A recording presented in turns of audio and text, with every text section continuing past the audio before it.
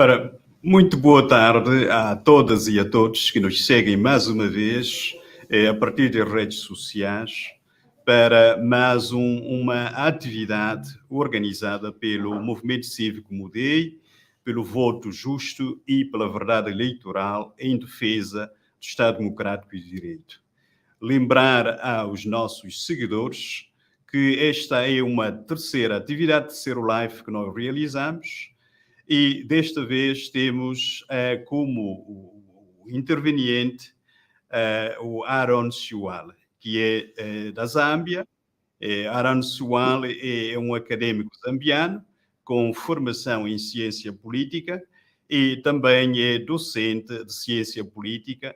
E Aaron tem especialidades, áreas de trabalho e investigação sobre partidos políticos, sistemas eleitorais e sistemas de partidos.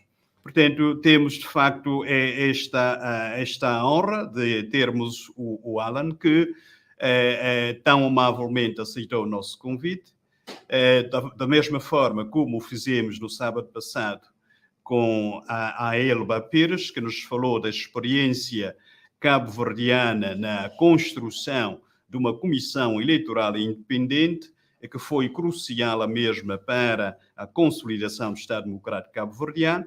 Desta vez também temos o Aaron, que vai partilhar conosco a experiência da Zâmbia relativamente ao processo eleitoral, vendo, sobretudo, identificando as oportunidades e também aos desafios prementes que ainda se impõem ao sistema eleitoral zambiano.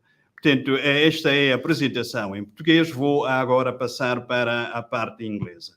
Em termos metodológicos, antes disto, gostaria de dizer que nós temos o Aaron fará a sua apresentação em inglês e automaticamente nós passaremos os slides em português. Basicamente, ele fala em inglês, a parte correspondente em português, e aí os caros seguidores, ouvintes, poderão, de facto, acompanhar lendo os slides em português. So, Aaron, welcome to our third edition of Live of Movimento Cívico Mudei. As you know, Movimento Cívico Mudei is a civic platform that was launched in August last year with a single objective of fomenting the active citizenship into our domestic electoral process. So then, as the key tenet in our constitution is that the sovereignty then lies with the people. Means that the people, in very crucial times, the people can't just sit back and wait for the wishful outcome.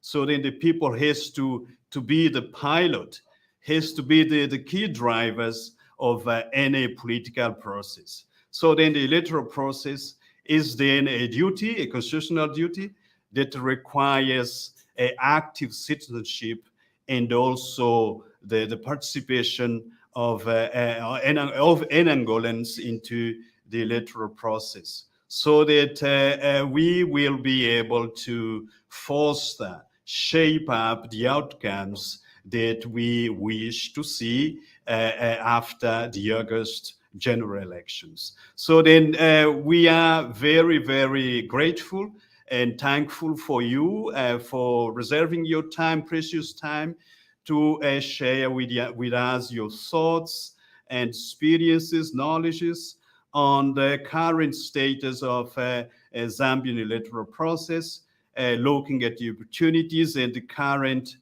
challenges that the Zambian electoral process, in your view, are still open and challenging everybody over there.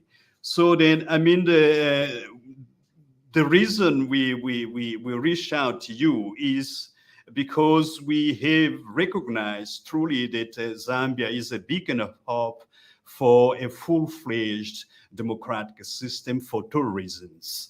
As you will mention in your presentations, democratic process is actually booming and flourishing in your country, and they are two encouraging examples. For instance, a peaceful transitions regime change. One that, Zambia has been the terrain of this peaceful transition in 2011 when the President Michael Sata then managed to outplay the incumbent Rupiah Banda. And last year in August, we have also seen the same peaceful transition taking place in your country, whereby the incumbent Edgar Lungu then was outplayed by the newcomer Hichilema. So then those facts are truly enlightening for us, a very good example, because everything really we don't know the outcome, you know. I think these presentations will be quite telling, and also with a rationale of teaching and sharing experience and knowledges on the best possible practices on how to manage the electoral process. Thank you very much, and this is over to you.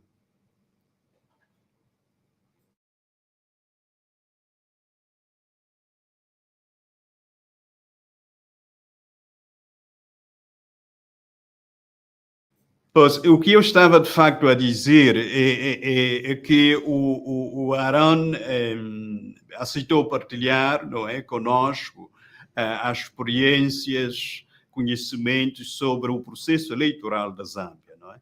E nós achamos Zâmbia um caso muito interessante para nós por duas razões. A Zâmbia é um dos poucos países aqui na região da SADC que já presenciou uma transição pacífica, sem grandes convulsões, não é? Uma que ocorreu em setembro de 2011 e a seguinte, então, ocorreu muito recentemente, pouco menos de um ano, não é? Em agosto do ano passado, onde, de facto, o líder da oposição conseguiu vencer o presidente que estava no poder, neste caso o Edgar Lungu. Então, por essas e outras razões, por exemplo, a necessidade de, enfim, irmos identificando, não é, os fortes dos nossos países vizinhos, irmãos aqui no continente, não é? Bebermos a experiência deles, conforme se tem dito, mais do que estarmos a olhar muito para além do continente africano para exemplos. Então, a necessidade de estabelecermos pontes dialógicas construtivas com aqui a nossa região da SADC e de uma forma bastante criativa, pedagógica e intensa. Não é? Yeah. Please, welcome, and it's over to you.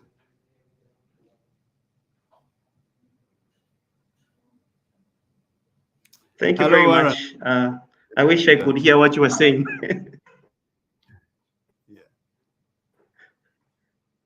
Yeah. Yes. Can you hear me? Yes, I'm hearing you. Yeah. Are you able to hear me? Yes. Go on. Can you hear me? Hello. Yes. Hello. That's fine. You can go. Can you hear me? Yeah. Are you able to hear me? You can start off. Yeah. Okay. That's fine. Yeah. Thank you so much. Thank you. So my name is Siwale. Hello. Hello, go on. Okay, I'm not so sure, but it's fine. Yeah, that's fine. That's okay. Fine. Thank you so much. So I am Aaron Siwale, based at the University of Zambia in Lusaka. Yes, I'm a political scientist. Happy to join you, colleagues. It's very important that we keep sharing ideas on how we are living and how our democracy is improving on the continent.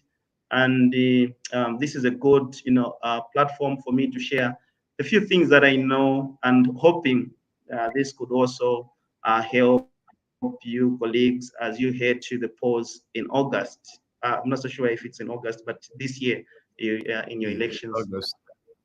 Thank you very much. So today I want us to look at Zambia's electoral process today.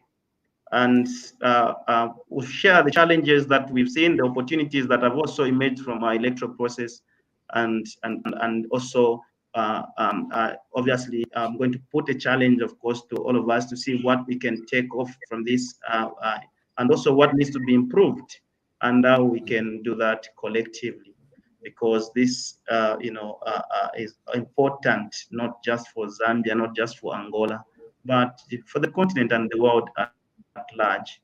So today I want us to look at my presentation structured like that. Basically, I'm going to introduce the topic pretty much based on what I've just mentioned. But we'll look at the Electoral Commission of Zambia and the electoral process.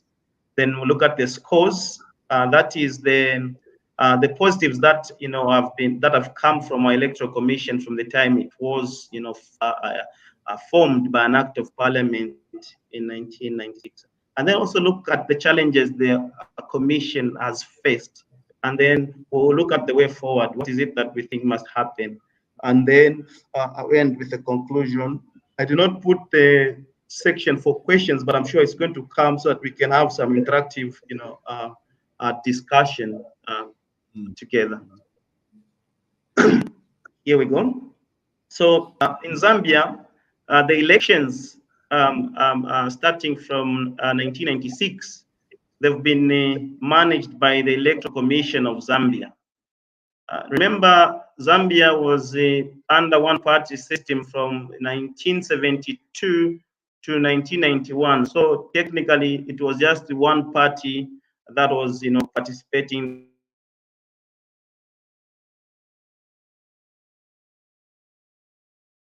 the electoral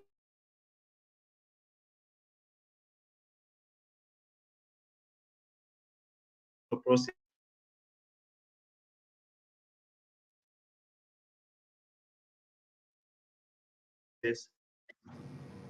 And then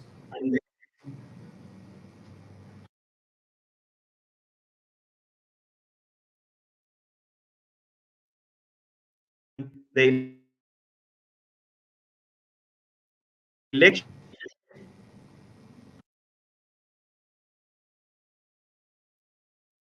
which the one party. Gostaríamos também de informar que o Aaron deve estar a encontrar algumas dificuldades na internet, mas é o conteúdo dos slides, não é? Que está em português. Ended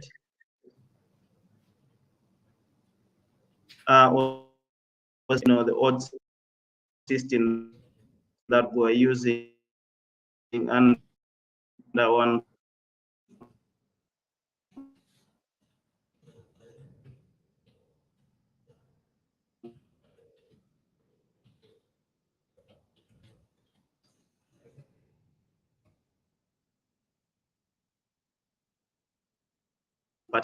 the new government formed the election in 1996. So basically, this electoral commission is also now managed by what is in. So it has been there was some changes, of course, that were made, and the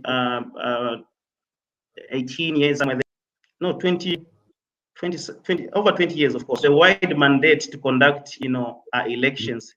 It is institutions. And its functions basically include implementing the electoral process, conducting, settling minor electoral disputes, regulating the conduct of agents, delimiting electoral boundaries. Yes, so this is the Electoral Commission of Zambia is mandated to perform. And there are also other questions, of course, in terms of how it has handled some of them. At the end of the day, these functions have been performed by those that have been made so far by the Electoral Commission of Zambia, that is it. So since it's forming 6 general elections and 2 presidential by-elections, we've lost 2 sitting presidents, a by-election in 2015, we equal, minus these 2 by-elections, we have had 6 elections managed by this commission. The commissions has also seen 2 peaceful power transitions. We have had 3 peaceful power transitions, but the 1991 was not under this Electoral Commission of Zambia. So I'm talking about the recent one. So in 2011, we had the MMD that was in power for 20 years, losing to the Patriotic Front. And then the same Patriotic Front 10 years later lost to the United Party for National Development, the one that is in power today. So this has been happening under this Electoral Commission of Zambia.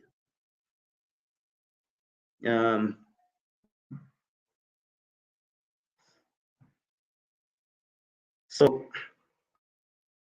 if you see this picture, it happened in 2011. The winning president, President Michael Sata, the late, may he rest in peace.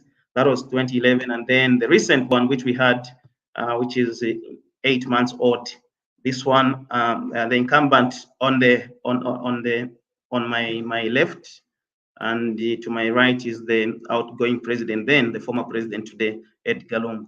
So this was happening under the Electoral Commission of Zambia, in charge. So how does voter registration, for instance, happen as one of the mandates that the Electoral Commission of Zambia, performs? So the Electoral Process Act mandates the Commission to conduct continuous voter registration. Remember, a person who is eligible to vote in our country is supposed to be 18 years old and above, and should be a holder of a national registration card. So essentially, the Electoral Process Act had envisioned that every time a person reaches the voting age, they are free to go and register as voters. Of course, you will find that the Commission has, however, not lived up to this provision. We've not had this happening where we can go and register as voters anytime we feel like, as provided for in the Constitution and in the Electoral Process Act. Zambia has had periodical voter registrations, which has, which has or have a time frame in which, it is done. So each time there's an election,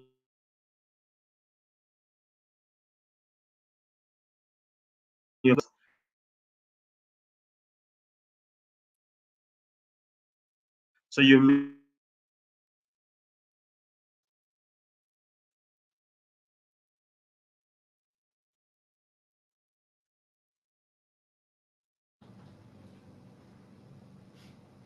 may be given 6 months or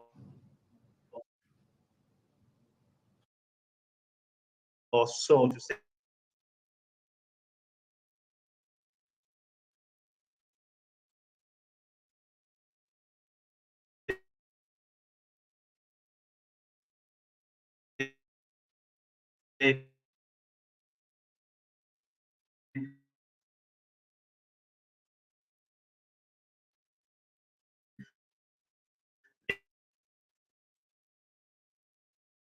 This is the time we're going to register as voters.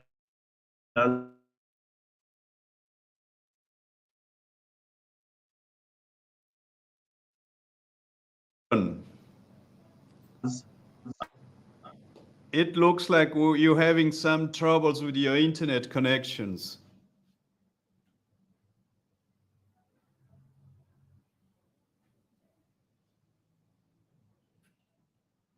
Agora, nós então vamos proceder a alguma leitura, não é, de alguns dos slides, não é, enquanto tentamos restabelecer a conexão com a Aaron. A nossa net, felizmente, está ótima. Ele deve estar a encontrar algumas dificuldades, mas ele estava, de certa forma, a ilustrar alguns dos marcos, enfim, mais expressivos, não é, do processo eleitoral da Zâmbia, nomeadamente que desde a criação da Comissão Eleitoral Zambiana em 1996, a mesma Comissão Eleitoral já tem protagonizado à realização de 6 eleições gerais e também 2 eleições presidenciais, não é? E também a Comissão testemunhou 2 transições específicas de poder, uma aproximadamente 11 anos atrás, não é? Em 2011, em setembro, e a seguinte foi muito recente, em agosto do ano passado, onde o Edgar Lungu perdeu ao Hichilema, não é? Portanto, a oposição. Então, basicamente, realizando aquela grande máxima, não é? De cientistas políticos, de que a democracia, de facto, começa a dar sinais de consolidação quando a oposição ganha eleições. E o ano passado, a Zâmbia testemunhou este grande marco, não é? Então, esse é um dos aspectos que o Aaron esteve a partilhar conosco.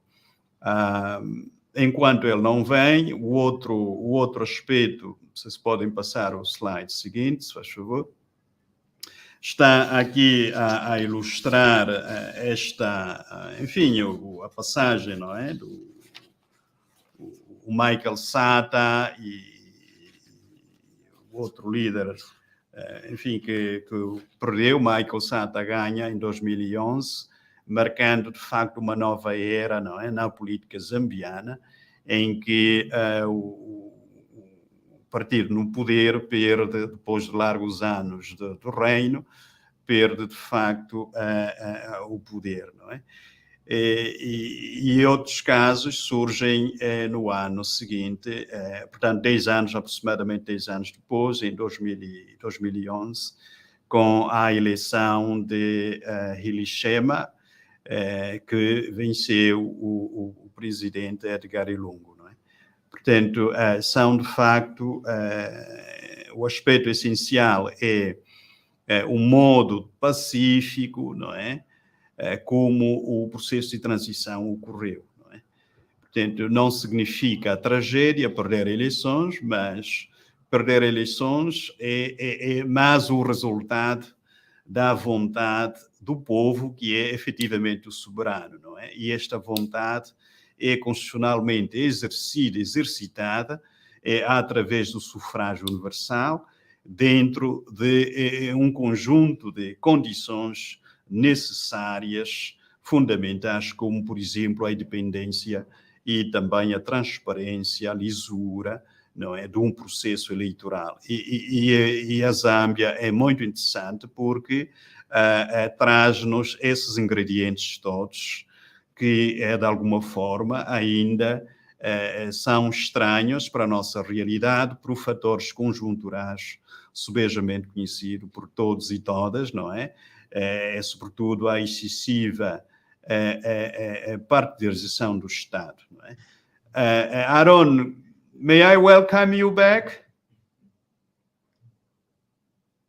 Thank you. The technical breakdown. I don't know, my internet just broke. Not to worry. Not to worry. Yeah. Okay. Please carry on. Yeah. So I was on this slide where I was talking about some of the concerns. This is slide number 9. I was talking about biased mobile voter registration exercise.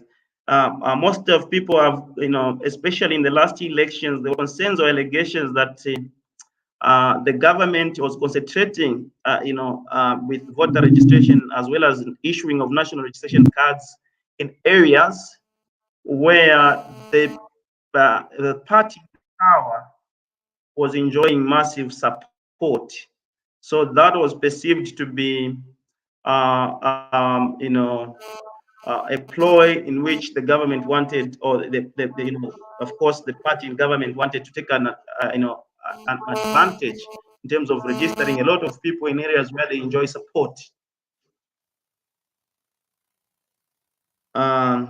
The Electoral Commission also faces a challenge of trust. There's lack of trust in this voter registration process because of what sometimes the allegations that they also issue voters cards as well as national registration cards to foreigners. These are actually, allegations that come from, a lot of, concerns, a lot of, stakeholders such as opposition political parties, but there hasn't been any evidence so far that there are foreigners that were registered as voters.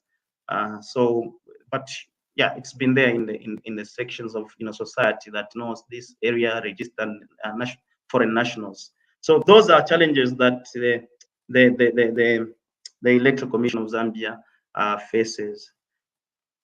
However, the Commission generally allocates enough time for the registration and verification process.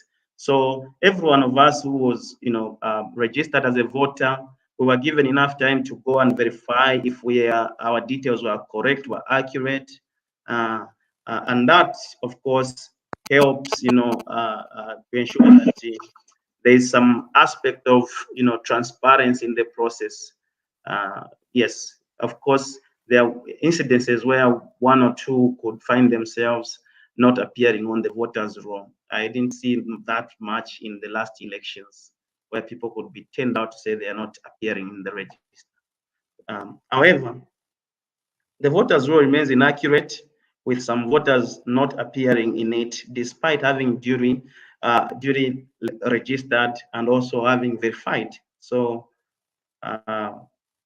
those are technical glitches that the Commission, at times faces.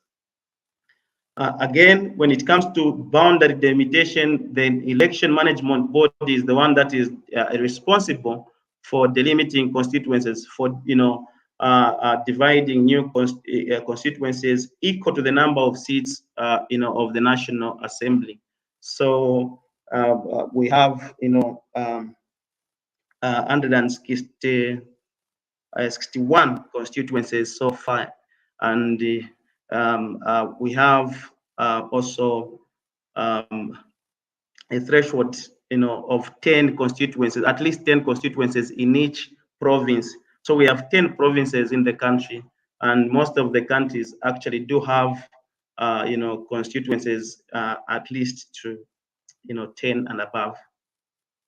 Then also, when it comes to local government elections, the Local Government Elections Act also authorizes the Electoral Commission of Zambia to establish wards and polling, districts or boundaries every 10 years after the national population census is conducted. So each time we have our census, then they calculate if the population has increased, then they could also now establish new wards and new polling districts. Yes. However, there are cases when no census and delimitation are conducted, but review of constituencies and subsequent increase of polling districts goes on. So this is a problem. It does raise concerns about the transparency and justifications of certain districts that are created. Because, for instance, the last time we had the census was in 2010. In 2020, we didn't have the census due to the COVID-19, obviously with other, logistical concerns. So there is a problem when you increase, a polling districts without a justification, and people could actually raise, eyebrows. They could question why, against what justifications that you are increasing these, constituencies or polling districts. In the process of elections, we look at procurement and election administrations. It is also the responsibility, the sole responsibility of the ECZ to procure all election-related materials and services. The Commission does advertise public tenders, public tender notices for goods and services. So for everyone who's, for furniture, for services, for services such as polling assistants, election, presiding officers, and all those, services that are required, the commission does, publicize, including printing of ballot papers. This, of course, in my lifetime, I've not seen these ballot papers being printed locally. In most cases, they are printed from outside. Yes, they are printed from outside the country.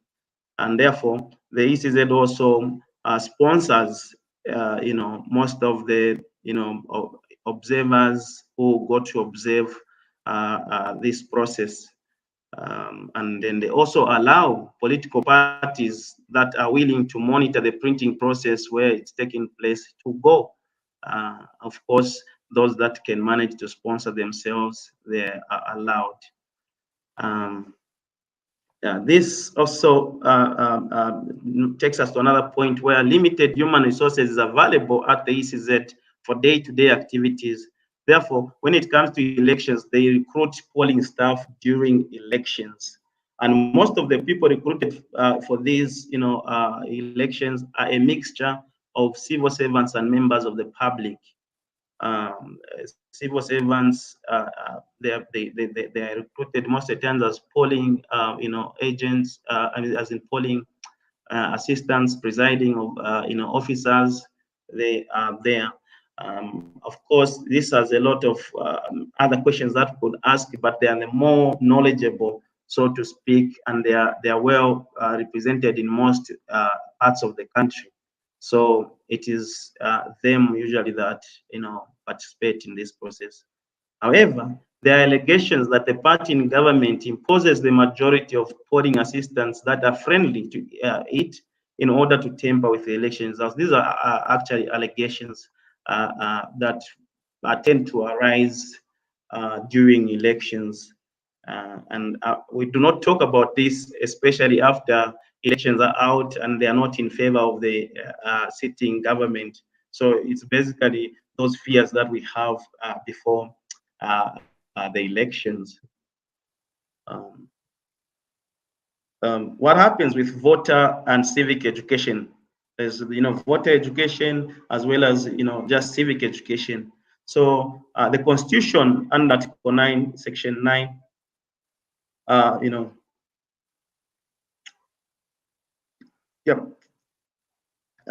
the Constitution is responsible. The ECZ is responsible for voter and civic education for all elections.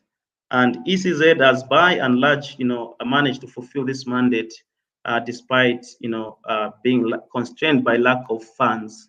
The election management body is usually funded by, the government and of course other stakeholders that donate, to it. So in most cases, it does now involve a lot of other, stakeholders to help in the voter education. We have a lot of adverts in different local languages, as well as the official language, a lot of posters, a lot of videos, a lot of information that actually goes on to ensure that everyone is able to know that there's a process that is going to take place. And through this, there's also education about malpractice, what it is.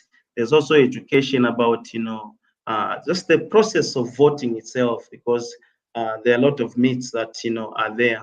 Sometimes people would go in a place where they know that a certain candidate or political party is not liked by the people, and they tend to confuse the voters to say, if you don't like this person, you should vote like this. Meanwhile, they are basically just deceiving the voters. So there's a lot of work that the Election Commission of Zambia does, as well as many other stakeholders.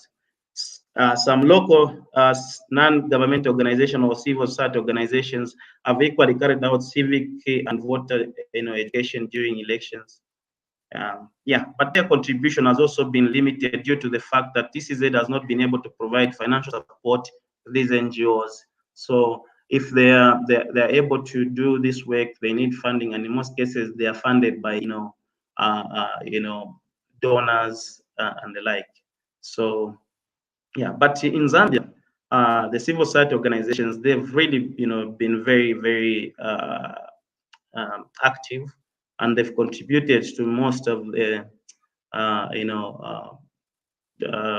the voter turnouts that are there, because they go flat out in all areas to encourage the people. The church, of course, is one of them. When we talk about the civil society organization, even some churches, yes, have been there, and they're involved in trying to educate the people about the importance and how elections ought to be conducted. As a result, civic and voter education, due to those technical glitches like funds, remains generally low, leading to an increase in spot ballots and voter apathy. So because these people are trying so much to educate the people, but they're not able to reach to everyone, and they're also amongst the voter educators, those that are miseducating people, that will tell people to say, if you don't want this space and this is how you must vote. Others will just spoil the ballot like that, and then they reduce the chances of their candidates flopping or failing to to lose in those areas. And also there's voter apathy because some people are not really convinced why they should vote. So it is also a concern. We had quite a good turnout in the last elections, the last general elections we had. Yes, out of the 7 million voters, registered voters, but at least we had a 60% turnout or so.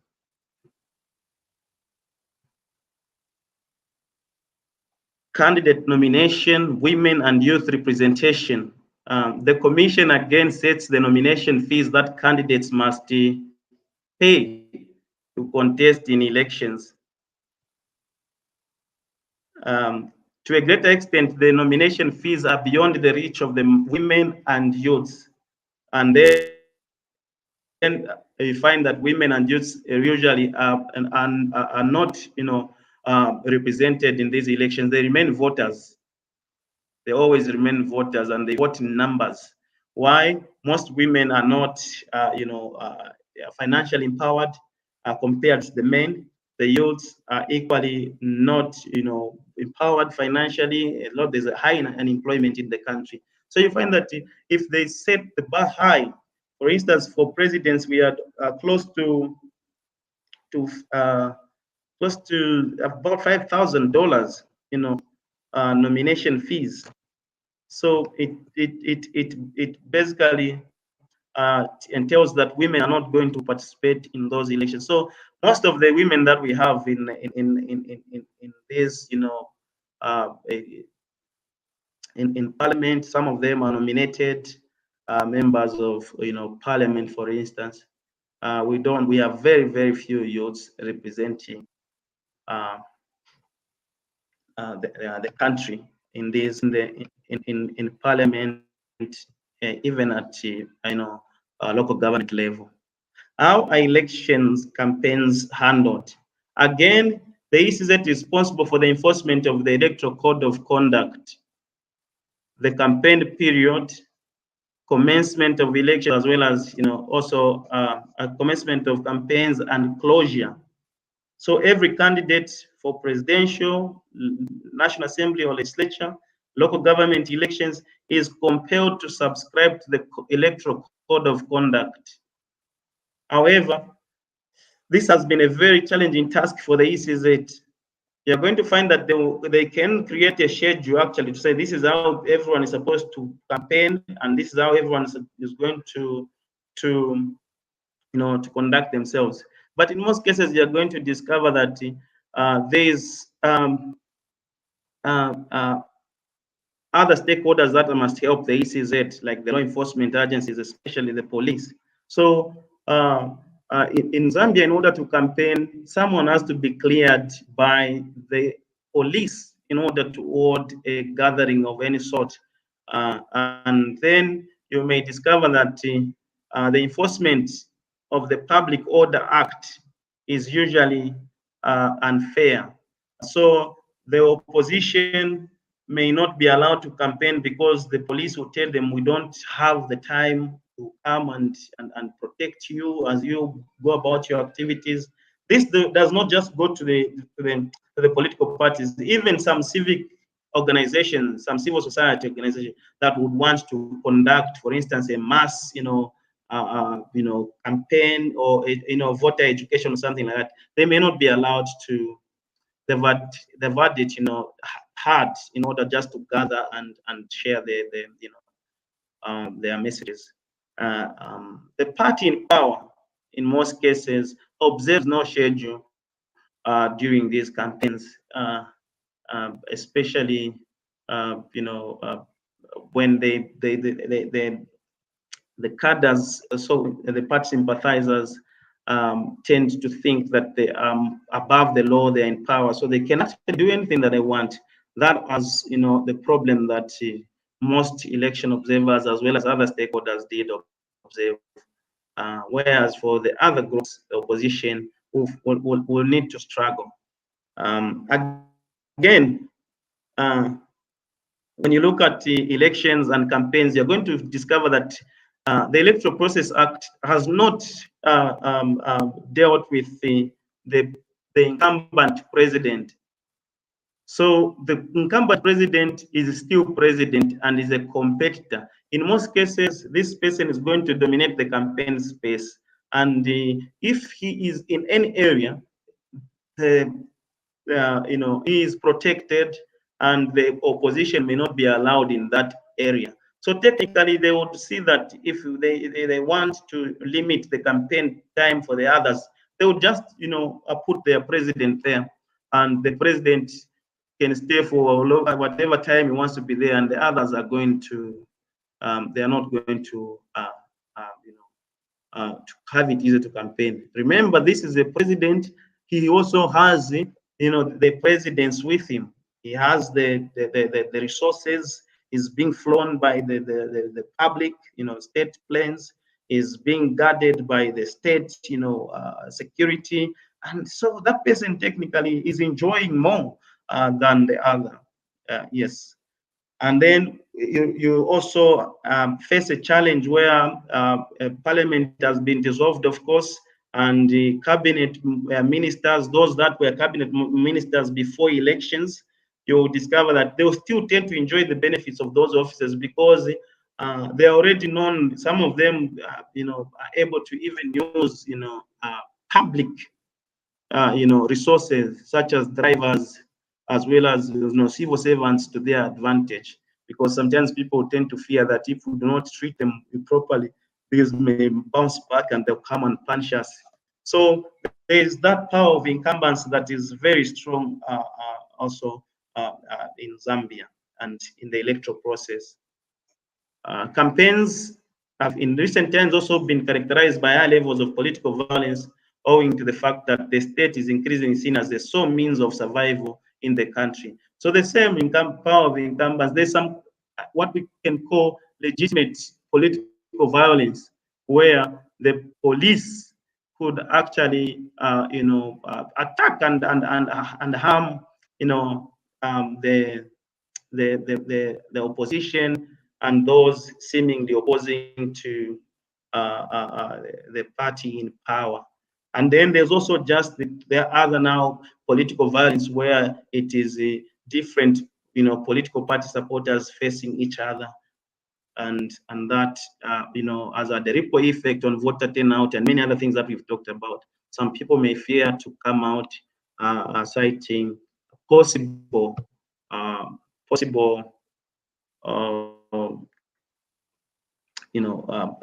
violence. So political violence in Zambia, just as in most SADC countries, you find that being in control of state apparatus means having access to government contracts, better education, healthcare, as well as access to all human needs. Because of that, you will see that most governments will try their level best to ensure that they win state apparatus, even if it is through political violence. Remember, they enjoy these good things. They enjoy government contracts because they're in charge, they're in power. They enjoy everything. Politicians and governments, you find that in most cases, they don't even have to worry about the healthcare system here. They fly out whenever they feel like. Thanks to COVID, most of them this time around they have not been able to move around, the world. So we have been together with them. But political violence is there, not just between political parties, but within political parties as well.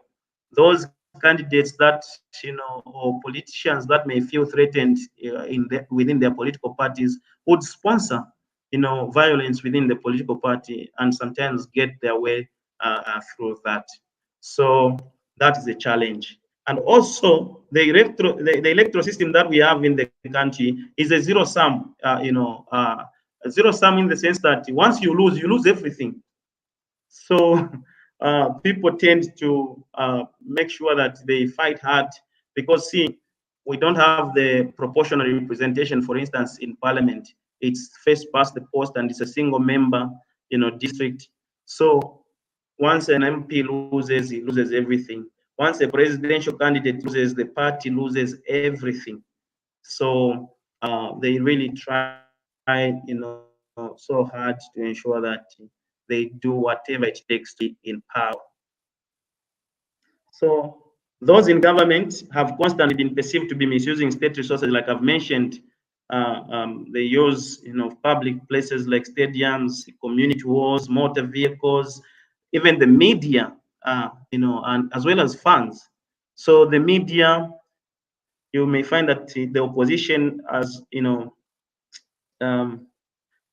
media tends to tilt the messages, especially towards, the party in power, and that has been a problem. Funds also are perceived to be misused by the party in power, where you would see that during elections, there's all of a sudden these politicians become so generous. They could go to church, donate huge sums of money. They could go to markets. They could go to different places, give out resources, and most people question, where has this money been? Why is it just coming towards elections and the like? So there's that, problem, and the electoral system, also the Electoral Process Act, has failed to arrest that problem. The public broadcaster, for instance, could be given a schedule to say every candidate must be given fair time to appear on national radio and national broadcaster, but it's usually a challenge for the media to do that. The opposition has also been accused of acquiring, resources from questionable personalities. They would say these people are being funded by, illegal people. They are being funded by these interests that are, that have been promised to come and get certain things, and like those are allegations that tend to appear every now and then. So it is really a challenge. Even the independent media, the private media, at times it's also accused, of being biased. You may find that in most cases, some of these private medias will tend to go with, a certain side, especially some of them would go with the opposition, and they would not cover the party in power fairly, which is a challenge. I think everyone ought to be given a fair platform.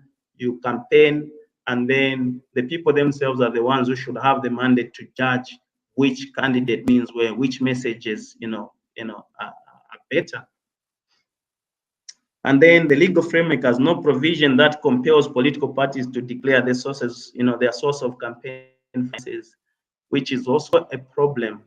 There's a lot of there've been efforts actually to see to it that we come up with a law that compels that, political parties declare the source of finances, or also the state funds political parties. But because we have numerous political parties, it has been a challenge to find modalities in which these political parties will be funded. Of course, the most plausible suggestion has been that those political parties with representation in parliament must be the ones that should access state funds. But the modalities are quite, difficult to apply. So this picture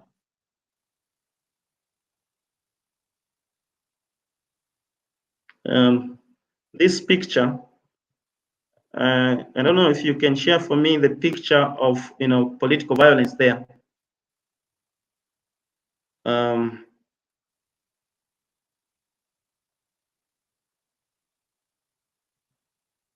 slide number 19.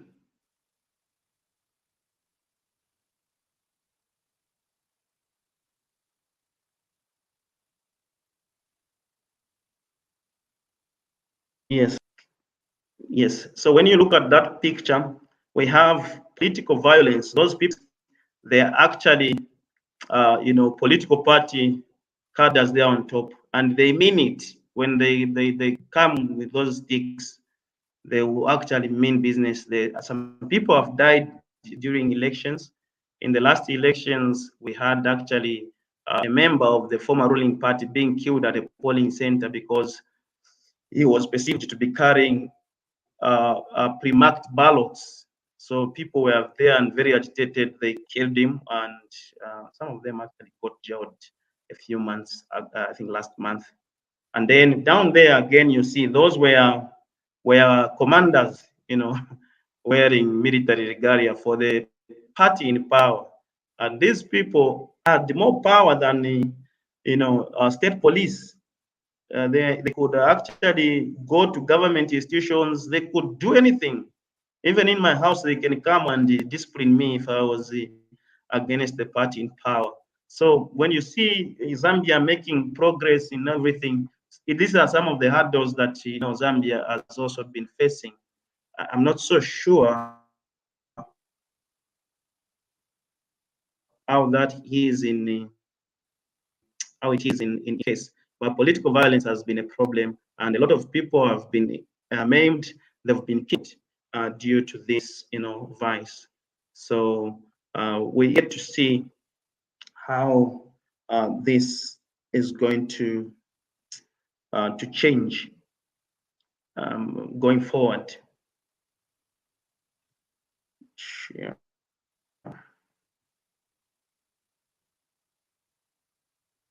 So talking about the media, I've talked about this, that usually the public media have been biased towards the ruling party in terms of coverage, despite the electoral process providing for fair and equal coverage. Also, the campaigning by the ruling party on the national broadcaster also has made people question the fairness of the media in the electoral process. Community media have equally been an alternative, especially to the opposition. The former party that we have, the former ruling party, it did utilize community media, especially the ones that are owned by churches and even different individuals. So they helped the former ruling party actually to get closer to the grassroots, because with community media you can go to a certain area, speak in their language, campaign in the local languages, and people like those media houses because of their friendliness. And people will not go and use English or any sophisticated language. People use local languages, and moreover, some of these, the same organizations or media are run by faith-based institutions, the church, that preach against social injustice by the government. So there tend to be, alternatives to a biased public media, although they are also accused that sometimes they also tend to put the government in the bad limelight. They tend to side with the opposition. Yeah. So what roles do other stakeholders, play? So the Zambian electoral process is generally inclusive. Stakeholders such as civil society organizations that I've mentioned already, traditional institutions such as the chiefs, village admin, security agencies, and the media carry out their role throughout the various stages of the electoral process. Although in varying, degrees, as already mentioned, civil society organizations play a watchdog role, mostly through election monitoring, civic and voter education, creating platforms for engagement for electorates and candidates. So like this activity that I'm doing here is equally organized by the civil society in Zambia, where people must share and point out some of the wrongs, of course, that would be seen in the process, where you could say you can't change certain laws at this period of time, you can't do this, and all those things. And most of us get to be educated by that, and also get to know how we should play in the how we should also take part in the electoral process. So there have been a number of coalitions formed around election monitoring. So you may find that civil societies, because of the inadequate funding and the like, they would make a coalition, for instance. They would make a group of civil societies, and then they would participate in the elections like that. So we have the Christian Churches Monitoring Group. It can actually have enough funding, and it will carry along a number of other, civil society organizations, and they would be able to cover the entire, country, and they would be at every polling station and do something. The Zambia Electoral Alliance, we had it in 2015 as well.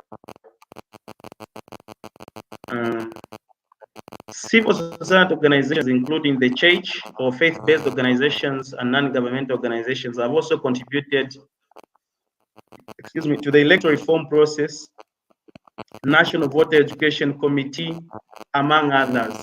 So they are able to, take lead, and push for, a lot of reforms to take place. As you will see, we had, these elections under COVID, so there was need for some electoral reforms to take place, and you'll see some of the changes that were made.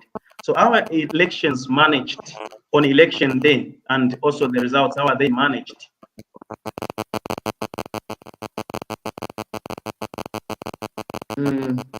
Polling stations are usually prepared and arranged a day before the polling day, sometimes even a week, but in most cases is. I'm getting the feedback.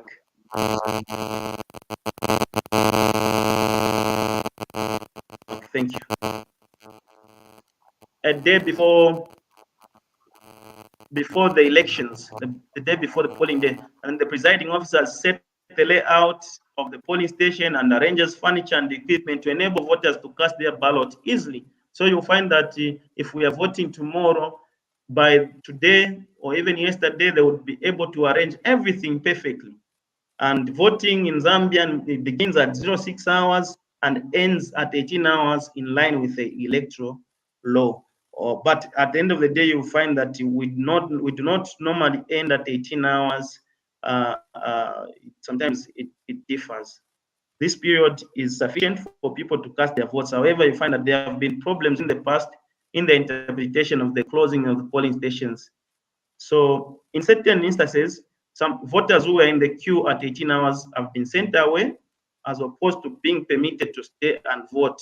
Again, in other cases, there's that extension to ensure that whoever is on the queue votes. So it depends with how the election management body wants to manage that process. But in most cases, we have insisted, and everyone has insisted, that whoever is at the station must be allowed, who's in the queue must be allowed to vote. That's when it ends. So it goes beyond 20 hours, 21. I remember last elections, I voted slightly after 19. I was in the queue after 19 hours, after 7 p.m.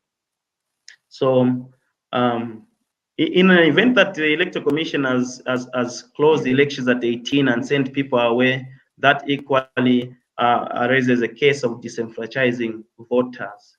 It's a problem. So then when it comes to the secrecy of the ballot, once voting has commenced, the ECZ has generally ensured that voters make their choice in secret. I think that's the case in most elections that I've seen around. People will still be there, get the ballot and go in booth and choose without anyone seeing what they're doing and cast their vote. If they want, they can even claim that they voted for me when in fact they didn't vote for me, because they do it in secret.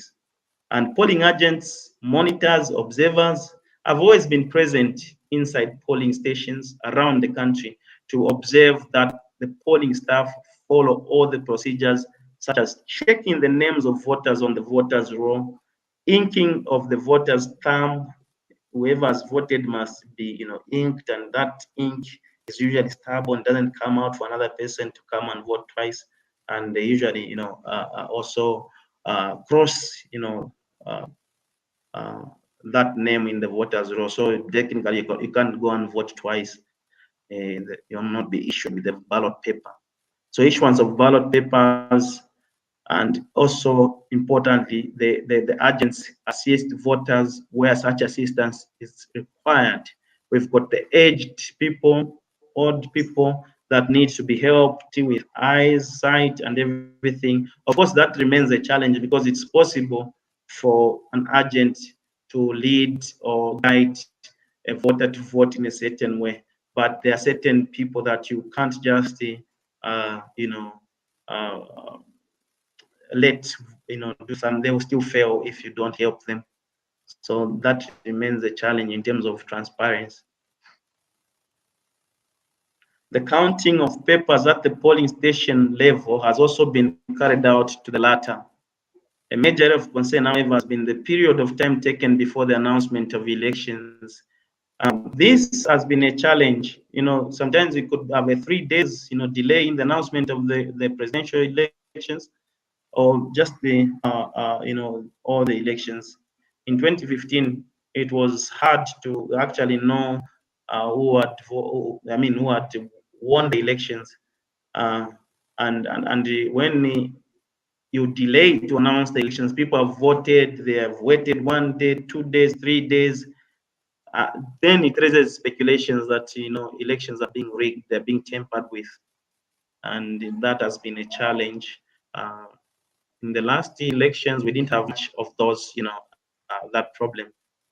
So the non-specific time of the announcement of results equally tends to create a lot of anxiety and agitate the people, and also raises suspicions.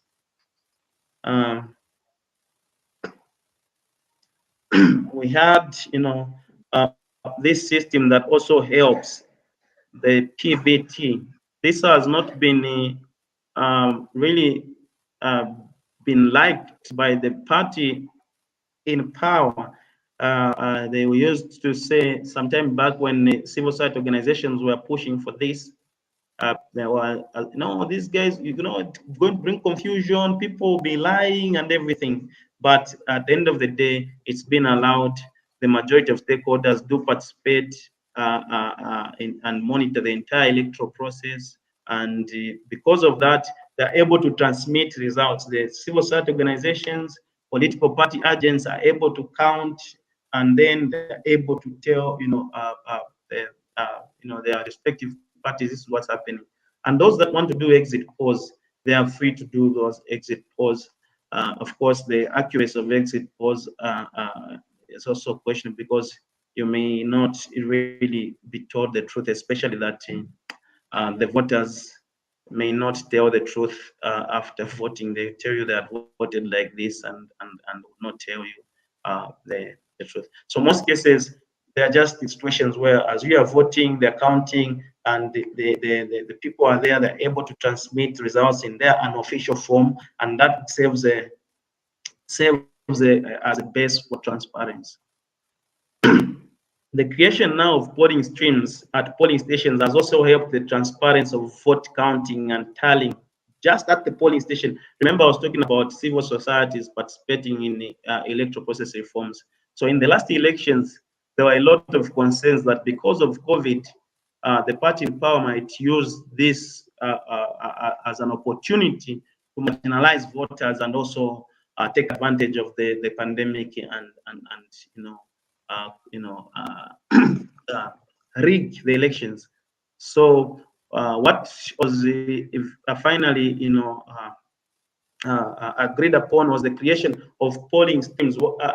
Ordinarily, we've been voting in ones. You could just queue up and then you vote in one queue at a polling station. But these polling streams, you create certain, you divide people, and then in order to reduce the time that people spend in the queue when voting, you divide them at that particular polling station. So where I voted from, we had 8 polling streams. So you divide names on the register, starting with the surname B or A, you vote in this stream. So A to H, you in this stream. H to this letter, you will be in this stream.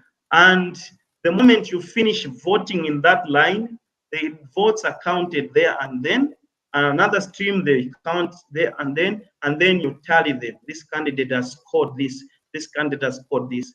This is happening in all polling stations around the country. So as they take the ballot, papers to the totaling center now, everyone will have known, every party, every civil society observing these elections will have known the results at that polling station. So there is no worrying that in the process somebody might tamper with the ballot papers and stuff them with something else. No, this worked so well, and of course there were a lot of concerns. People were thinking this could not work. Maybe this is, a ploy by the party in power to take advantage and rig elections, but it worked so well. The involvement of an alert public through social media equally has helped the electoral process to be transparent. Before elections in August last year, there were,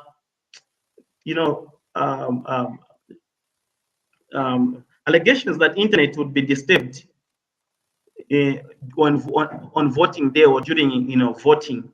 And through social media, everyone was encouraged to have a certain system that is going to continue working, even if internet has been, blocked by, the state. So most of us had downloaded that, installed on our phones and everything. And it did happen on voting. Internet just like we didn't have Facebook, we didn't have WhatsApp.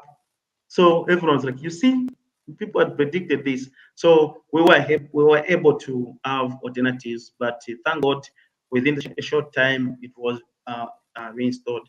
We're yet to know exactly what happened. Maybe it was not actually done on purpose. It was just a technical problem. We're not sure. Yeah. So, colleagues, that is what I could say in this short, interaction with you.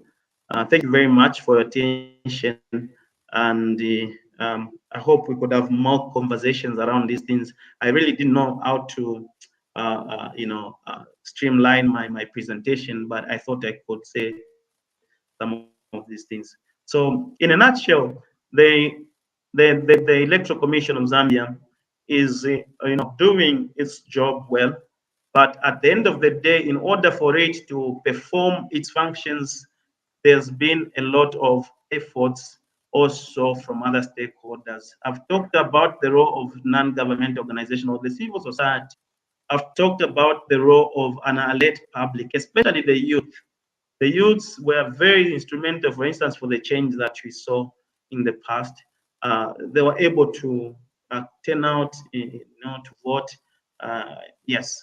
I must make mention that when we're talking about electoral reforms, we should not be talking about electoral reforms in order to change the regime or to do anything. We just have to aim at doing the correct thing. So if you have a process that's transparent, it produces results that speak to the expectations of the majority, then we know we have a healthy democracy, and that is what we should aim for. So everyone must be there, participate. The environment must be created where all of us must be able to air out our expectations, our concerns, and let the process take, in a free and fair manner. At the end of the day, we are brothers, we are sisters, and then we are one people. So we need to create that environment where we should, after elections, we should be able to sit down together and have a drink, have a meal, chat about our African culture. That way, we are going to make progress as a nation. We should not be enemies that belong to that party. Then should not actually pass through this road, should not come through this town. That is not what we need. Political violence, suppression must be a thing of the past. We got independence a long time, and we must enjoy it. Thank you very, very much. Well, thank you very much again, Aaron, for a very insightful and inspiring presentations.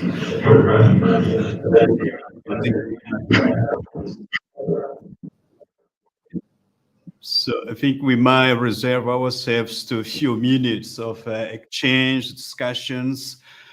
We will be taking some questions from our viewers. And of course, those questions in Portuguese, I will do my best to translate them into English and put them to you. And others in English, I might just read them straightforward to you and then open up a moment of exchange and a discussion on the issues that you kindly had risen during your presentations. Portanto, agora vamos entrar neste momento de trocas de ideias, algumas perguntas, quem tem questões a fazer, comentários, não é? Da apresentação, obviamente os slides, quem pode seguir em inglês, eu pode fazê-lo a qualquer momento e assim vamos ter algum momento, algum tempinho de discussão. Temos aí questões? Não sei se... Pronto. Não temos questões, but I got just few questions. I find it quite telling the fact that you highlighted, I think was on your slide 6, the idea of power transitions in very peaceful and tranquil manner. So it means that you got a new president that actually managed to win the elections. That was Michael Sata. So then from 2011, when the process was actually pointed out as being a truly example for not just for our continent, but also for the world itself. I mean, the statement by the former United Nations Secretary Ban Ki-moon, who said, celebrating the outcome of September 2011 elections, was that a change can be brought about peacefully whenever democracy is allowed to flourish. So then how can you then go into a process whereby democracy is allowed to flourish, but not having a kind of institutions that will be able to keep up with this process of a change? Yeah, because the issues that you reported from the previous elections, they should have been already dealt with, during that period. Yeah, how can you explain that? I mean, that's just my first question, because before we move on to another viewer's questions.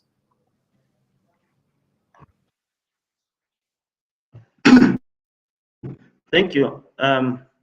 What I've seen, it's a culture, actually. A culture of peace is created by the people themselves. And for me, I think what transpired in 1991, when the first, Republican president, Kenneth Kaunda, lost elections, may he so rest in peace, is what has really helped subsequent governments, to accept electoral outcomes. The process of the elections have generally not been fair. Even when the first president lost elections, the environment was not really fair. The state institutions were quite biased, but the resolve by the people to push their will usually stands out. And then because the first president did not use public institutions to bulldoze, his will to push the people that they should accept him as a leader forever. I think that it has been embedded in our system, and most of these incumbent presidents, I think they feel indebted to that, and they feel compelled just to respect the precedents that was set by the first Republican president. And because of that, I feel that has been a path that we all now follow. And because he never used the army, for instance, to say, can we change and ensure that the elections are disputed? I think it was the case in 2011, 2011, where the president then lost elections and also accepted. Of course, we do not know what goes in the background, but what we see is that these leaders eventually do concede, and they go on national television and concede defeat, and also urge the others to say, in an event that you lose elections, you who has won, you should also be magnanimous enough and courageous to say, yes, I've lost time around. Then it's going to be okay. So that has been really helpful for Zambia, I think. And yeah, because I do not know if the military were very involved in ensuring that they keep their, they are used to preserve a certain regime. What could have been happening? Maybe we could still be ruled by UNIP, or we could be ruled by MMD up to now. Yes. I think we may just read to you the question from Fernando Kiteke. Can I just? Yeah, he's saying, my name is Muhongo. Thanks for the lecture, Professor Siwale. I have some questions. I got 4 questions. What the role played by the armed police and the intelligence service in Zambian elections? That's question 1. Question 2, I would like to know what is the secret behind Zambian conducting to a peaceful transition, an unknown occurrence across African continent, where authoritarian regime climbed to power despite electoral defeat. The question 3, how is Chilema victory, in your point of view, can inspire other African opposition leaders? And question 4, how the parallel. Portanto, é uma questão muito interessante, não é? Também eu acho que, dado o seu interesse, não sei se pode passar novamente, I'm just going to read it also in Portuguese, because those are very, very interesting questions, also important due to the moment we are living at the moment. A pergunta é do senhor Muhongo, Fernando Kiteke Muhongo. Ela agradece ao professor Siwale pela apresentação que fez e, entretanto, coloca 4 questões. A primeira é qual é o papel, por exemplo, desempenhado pelo Exército, a polícia e os serviços de inteligência nas eleições zambianas. A questão número 2, eu gostaria de saber qual é o segredo que está por detrás deste grande feito, não é? Que é ter ocorrido 2 transições políticas pacíficas na Zâmbia. É certamente um facto único, singular, num continente que é povoado por regimes autoritários que a todo custo se querem apegar ao poder, apesar de terem perdido claramente as eleições. A pergunta número 3, a vitória do presidente Chilema, do teu ponto de vista, poderá ser um elemento catalisador, inspirador para os líderes de partidos da oposição no continente africano? Pode-se estabelecer alguma comparação, algum paralelo? Yeah. Please, you can go on. I have finished reading, translating them into Portuguese. Yeah. In English, straightforward. Yeah. Thank you. The question were posed. Thank you so much, Muhongo, for this question. Yes, thanks so much. What is the role of the army, police, and security agencies, especially in elections? So I would say I've seen the army, I've seen the police. With the intelligence, I know the officers, but I do not know what they do. And of course, they must be working in the intelligent way that they do. So I do not really know how the intelligence, operates and works in this process. But obviously, they do their work.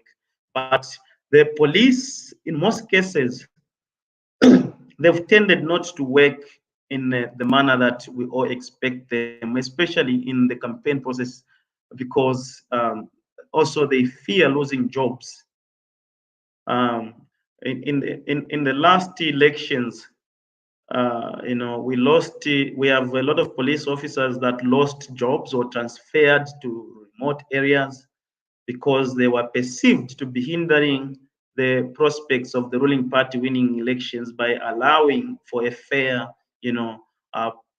playing, ground. So in most cases, the police in Zambia, they've been generally fair, but because they fear also victimization from their employers, from government, you will see that they would tend to also execute certain functions in a very awkward manner. And to some extent, they've also been violent. They beat people. We have cases where people have actually been killed by police officers through controlling, the crowd, public order act, where this policeman just pulls a trigger and a political party supporter, dies like that. But generally, they've been able to perform, their functions.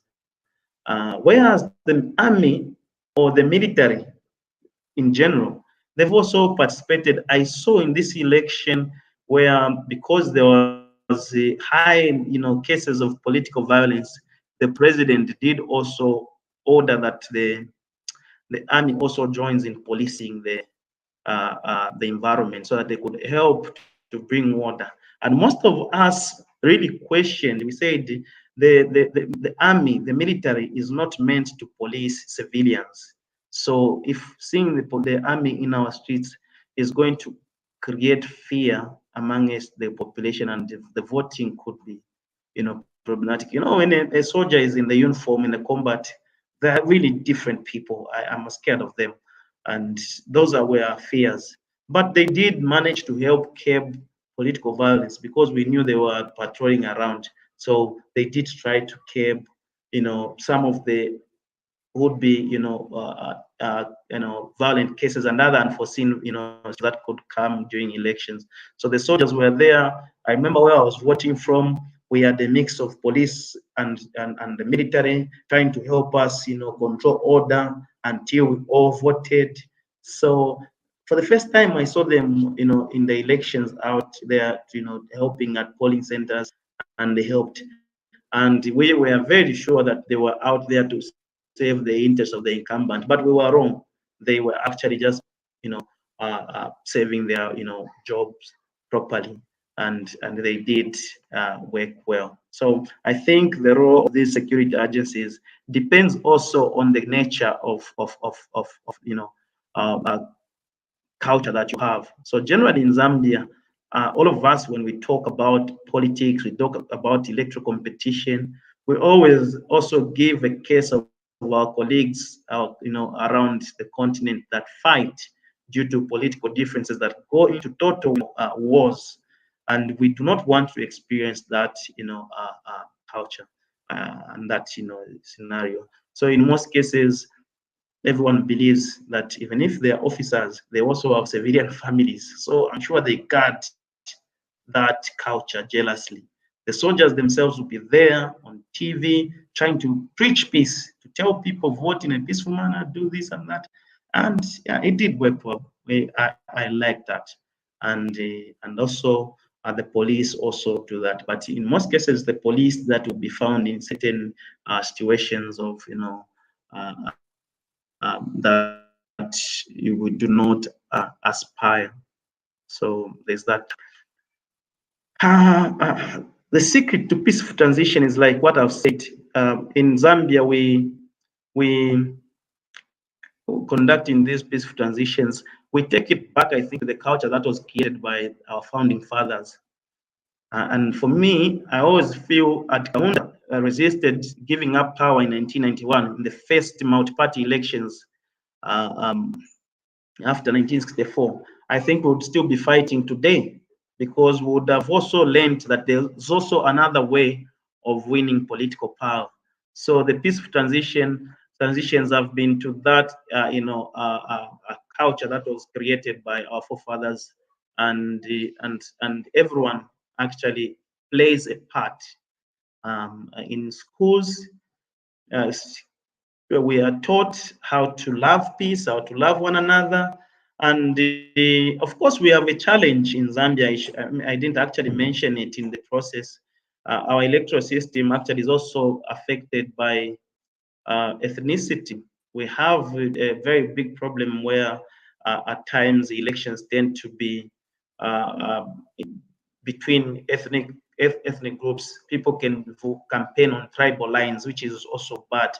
But we are trying by all means to ensure that we change also this culture of saying, no, this tribe is bad, it's bad, and the like. Yeah, but at least we are united, and we're pushing to a situation, I think, where we could at some point, forego this. The incumbent president won elections massively in almost all the regions, really got nice votes, which means that people are going beyond ethnicity. So because of that, his elections, people were jubilant in all parts of the country. Yeah, so it shows that there's some kind of peace. And then what else? I think the secret is just in the culture. We should all hate violence. We should love peace. That is what makes it possible.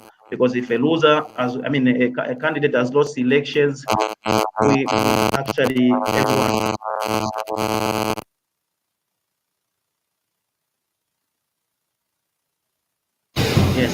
Yes, they reminded that Zambia is bigger than individuals or a political party. And then, how can HH inspire African leaders? So, this was his 6th attempt. He came onto the scene in 2006. So he's been participating 2006, 2011. Actually, he also participated in 2008 in a by-election, participated in the 2015 by-elections for the 4th time, 2016 the 5th time, and the 6th time. That's when he got it in 2021. So there's a time when people must accept your messages. It's possible his messages were not believed at the time he was entering politics, and it's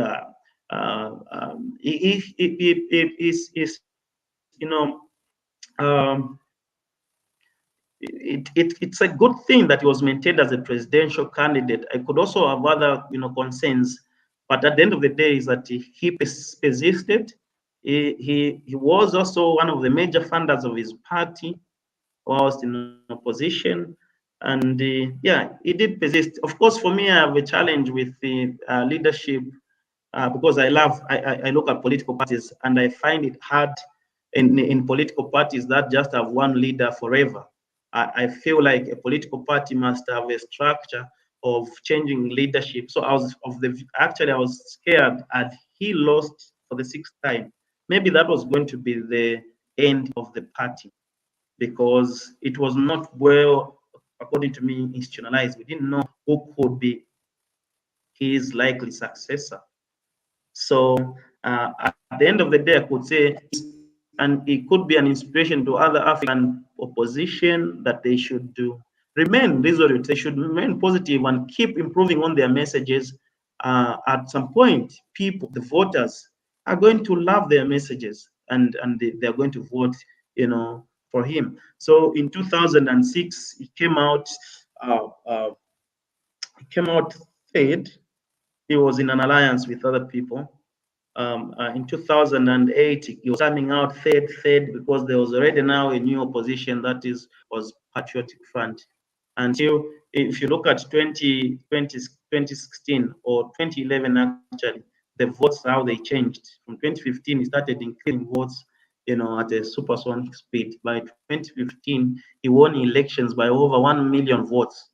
So he is an inspiration to many, opposition in Africa, and also would be, politicians. I think you were also asking about how PVT works.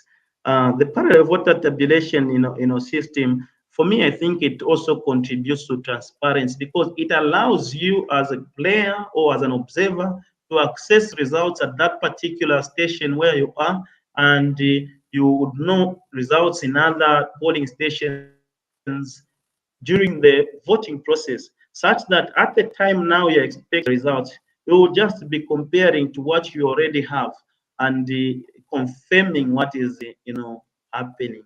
But they are not good in a system that is not clean, a system where there's vote rigging, because you may find that what you have differs to what is coming, and that is going to give you an opportunity now to protest and say this is not what and it creates confusion like that. So it hasn't been preferred by most politicians. And yeah, even in Zambia, I remember a lot of those old politicians didn't like the idea of having other people share results unofficially. And of course, they are not official. We always wait for the Electoral Commission of Zambia to announce the results. But because in most cases people know the results, we assume that the ECZ is not compelled to remain to the fact. They remain to do it and deliver results that are already known by the electorates. Yeah, it has worked like that. I hope I've tried to answer you, Muhongo.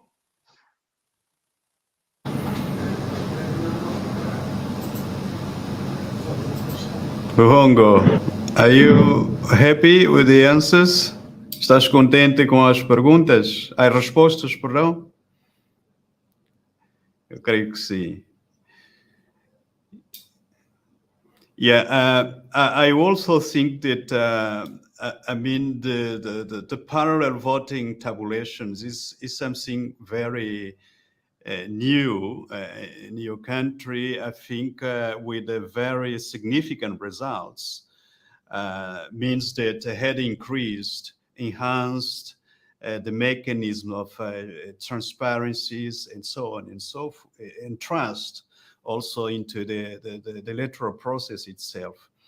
But what he's reiterating in his last question is the fact that for some opposition parties, mainly in Angola, the key challenge is how to fill all the polling stations with the observers, for instance. He is bringing the point that not all the opposition parties are able to do that. Means that in some polling stations, then the opposition observer will be outplayed by the incumbent political party. That means that, the chances of tampering, the results are higher, in this situation than in others that are quite even, you see, the number of the observers. But I think one thing that he's also missing is that you have reiterated in your presentation the importance of various stakeholders taking part in this process of monitoring the elections and supervising the whole process also. I think that's something that for our movement is quite crucial, And the fact that the faith-based civil society organization managed to put together this system of parallel counting, tabulation of the voting, I think is quite significant. Is such a positive example that we should seek some inspiration from that also. How to energize the civil society organization to volunteer as observers and monitoring also, the whole counting process and so on and so forth. I think that's a huge challenge for us, big challenge for our civil society organization, but in a sense, our movement, is just coming in the right time. For some people, coming late, but we are constantly emphasizing that is rather coming later than never, you see. And from your experience, is that really, at the end of the day, what matters is Zambia. We are all Zambians. We are all Angolans. No matter our differences of views, our preferences for political party, but really what should we stand is our love for peace, our love for the country, rather than the bitterness of the partisanship, bitterness that is really not does any good at all towards maintaining peace and stability in our country and also in our communities. Those are the key measure takeouts, really, that going forward into our August election, we should be really,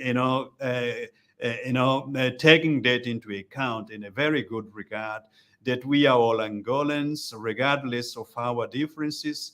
We should always love peace, love each other, seek the commonwealths of our countrymen and women, rather than seeking revenge, violence, and hatred. For that point, we are really, wrapping up our moment of exchange, of learning. That's the spirit we should be actually fostering beyond this moment of dialogue.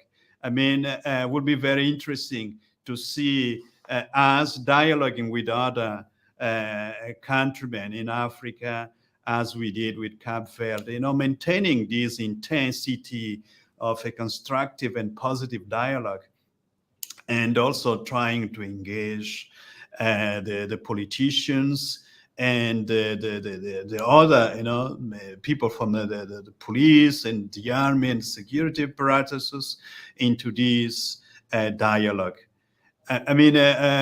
Estamos muito agradecidos, não é?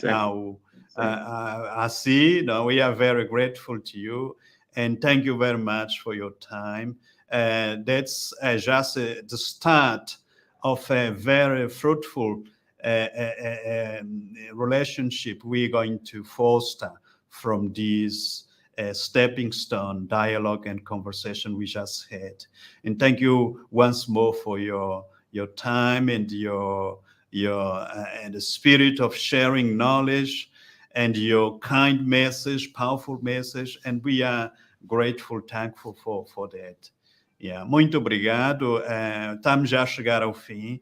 Muitíssimo obrigado a sua apresentação, muito instrutiva, e queremos nós estabelecer este vínculo permanente com irmãos, companheiros nossos na região da SADC e muito além também do continente africano, porque experiências dessas positivas da Zâmbia são para, de facto, serem refletidas de forma pausada de como nós também podemos fazer melhor, para além das nossas diferenças. O essencial é o nosso Estado, o nosso país, a paz, a estabilidade e o bem-estar das nossas comunidades. Isto é que tem de prevalecer sobre qualquer, divisões político-partidárias que são efêmeras, porque os partidos passam, mas Angola há de ficar. E é a nossa preocupação que Angola queremos deixar às gerações vindouras. Portanto, isto para nós é o grande desafio, e aqui está, sobretudo, a razão de ser do Movimento Cívico Mudei. Muito obrigado a todos que nos seguiram, e vamos agora passar a que nós somos, de facto, uma plataforma sem fins lucrativos, mas as nossas atividades têm custos, e para isto estamos a apelar também o vosso gesto de generosidade. Quem tem 100 kwanzas, que possa, de facto, partilhar, aí está a referência bancária, faça a sua transferência através do IBAN ao 0600 600 1200 131 72 11 330 e o banco é o Standard Bank. Portanto, esta é, de facto, a referência bancária para todos e todas quantas quiserem partilhar o pouco que têm com o Movimento Cívico Mudei, que é um movimento cívico para todos e todas, e para o serviço e o bem do nosso Estado e do nosso país também. Thank you very much for your time, Aaron. We shall keep in touch. And we're hoping to welcome you in Luanda anytime short, so then we can have a face-to-face meeting and also exchange of ideas, projects, and so on and so forth. I'm also extending the regards that Natalie sends to you, and she told me that, look, say hi to me, to him, and thank you for, sparing your time for this moment. Yeah, thank you very much. Muito obrigado. Thank you so much. Thank you so much. Sure. Okay, then. Have a very good weekend. Bom final de semana. I'll be glad to meet you.